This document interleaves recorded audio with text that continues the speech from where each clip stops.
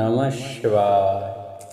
नारायणं नमस्कृत्य नरं चैव नरोत्तमं देवीं सरस्वतीं व्यासं ततो जयमुदीरयेत्। जय श्री कृष्णा। नमस्कार दोस्तों, स्वागत है आप सभी का हमारे YouTube चैनल आर के भक्ति ज्ञान में। प्रिय भक्तजनों, आज आप सुने श्रावण मास महात्म के 24वें अध्याय की कथा, जिसमें श्री कृष्ण जन्माष्टमी व्रत के महात्म में राजा मितजित का आख्यान, इस कथा का वर्णन सुने। आइए भक्तों, कथा को प्रारंभ करते हैं। उससे पहले जो भी भक्त हमारे चैनल पर नए जुड़े हैं, जिन्होंने अभी तक चैनल को सब्सक्राइब नहीं किया है, वो चैनल को सब्सक्राइब करें, वीडियो को लाइक करें और कमेंट में ओम नमः शिवाय अवश्य लिखें। भगवान शंकर बोले, हे ब्रह्मपुत्र, पूर्व काल में दैत्यों के भार से अत्यंत पीड़ित हुई पृथ्वी बहुत व्याकुल तथा दीन होकर ब्रह्मा जी की शरण में गई। उसके मुख से वृतांत सुनकर ब्रह्मा जी ने देवताओं के साथ क्षीर सागर में विष्णु के पास जाकर स्तुतियां के द्वारा उनको प्रसन्न किया।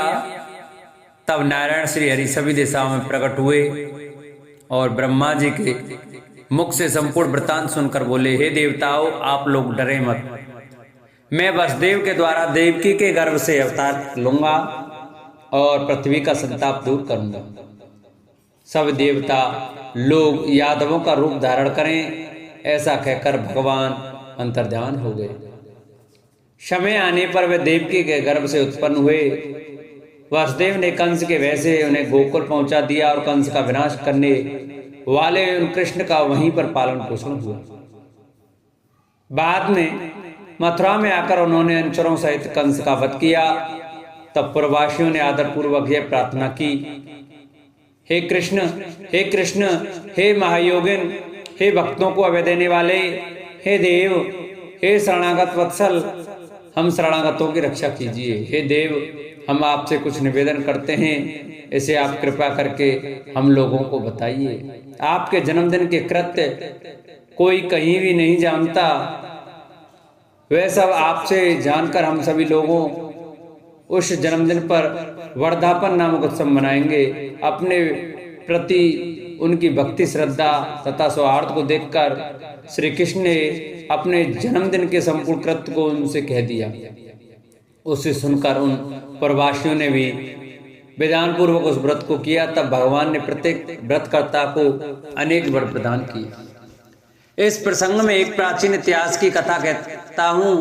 अंग देश में एक उत्पन्न मितजित नाम का राजा था। उसका पुत्र महासेन सत्यवादी था तथा सन्मार्ग पर चलने वाला था। सब कुछ जानने वाला वह राजा अपनी प्रजा को आनंदित करता हुआ उनका विधिवत पालन करता था। इस प्रकार रहते हुए उस राजा का अकस्मात देव योग से पाखंडियों के साथ बहुत काल पर्यंत साचर्य हो गया और उसके संसर्ग से वह राजा अधर्मपरायण हो गया। वह राजा वेद शास्त्र तथा पुराणों की भी बहुत निंदा करने लगा और वर्णाश्रम के धर्म के प्रति अत्यधिक द्वेष भाव से युक्त हो गया। हे मुनिश्रेष्ठ, बहुत दिन व्यतीत हो जाने के पश्चात काल की प्रेरणा से वह राजा मृत्यु को प्राप्त हुआ और यमदूतों के अधीन हो गया। यमदूतों के द्वारा पास में बांधकर पीटते हुए यमराज के पास ले जाते हुए वह बहुत पीड़ित हुआ। दुष्टों की संगति के कारण उसे नरक में गिरा दिया गया और वहां बहुत समय तक उसने यातनाएं प्राप्त की। यातनाओं को भोगकर अपने पाप के शेष भाग से वह पिशाच योनि को प्राप्त हुआ। भूख व प्यास से व्याकुल वह भ्रमण करता हुआ मारवाड़ देश में आकर किसी वैश्य के शरीर में प्रवेश करके रहने लगा। वह उसी के साथ पुण्यदायिनी मथुरापुरी चला गया।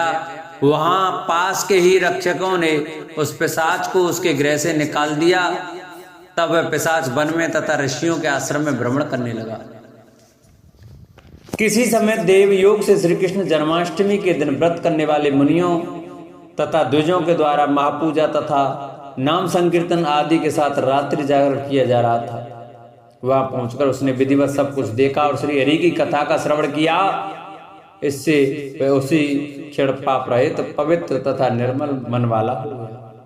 वे यमदूतों से मुक्त हो गया और प्रेत योनि छोड़कर विमान में बैठकर दिव्य भोगों से युक्त हो विष्णु लोक को पहुंच गया। इस प्रकार इस व्रत के प्रभाव से पिशाच योनि को प्राप्त उस राजा को विष्णु का सानिध्य प्राप्त हुआ तत्वदर्शी मुनियों ने पुराणों में इस शाश्वत तथा सार्वलौकिक व्रत का पूर्ण रूप से वर्णन किया है।